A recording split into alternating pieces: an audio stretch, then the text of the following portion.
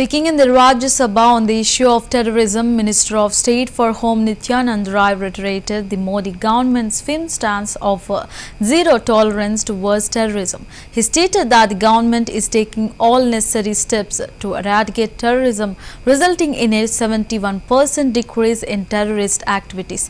Rai emphasized that unlike the past when terrorists were glorified and even given lavish treatment, the current government's approach under Prime Minister Modi has led to zero terrorist incidents in the country's hinterland. He further declared that terrorists would either end up in jail or go to hell, underlying the government's uncompromising position on national security.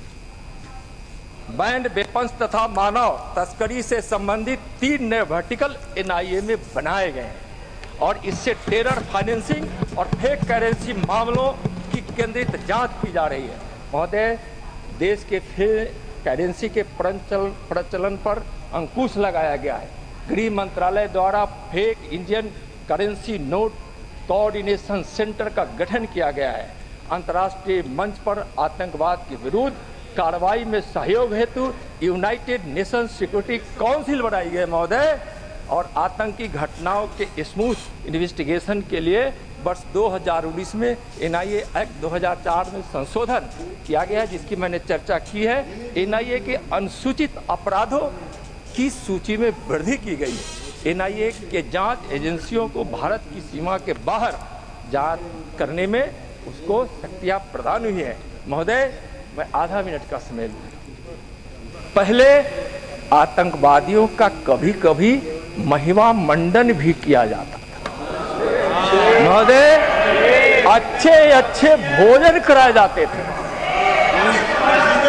आज मोदी सरकार के नेतृत्व में और उनकी प्रेरणा से गृह मंत्री जी के मार्गदर्शन में आज जो जीरो टॉलरेंस की नीति के आधार पर भारत सरकार काम कर रही है, इसका परिणाम यह है कि हिंटरलैंड में जीरो घटनाएं हुई और आतंकवादी गतिविधियों में 71% की कमी आई। महोदय, मोदी सरकार है दृढ़ संकल्प के साथ समूल नाश करेगी आतंकवादियों को। आतंकवादी या तो जेल में जाएंगे या जहन्नुम में जाएंगे। बैंड वेपन्स तथा मानव तस्करी से संबंधित 3 नए वर्टिकल NIA में बनाए गए हैं और इससे टेरर फाइनेंसिंग और फेक करेंसी मामलों की केंद्रित जांच की जा रही है। महोदय, देश के फेक करेंसी के प्रचलन पर अंकुश लगाया गया है। गृह मंत्रालय द्वारा fake Indian currency note coordination centre का गठन किया गया है। अंतर्राष्ट्रीय मंच पर आतंकवाद के विरुद्ध कार्रवाई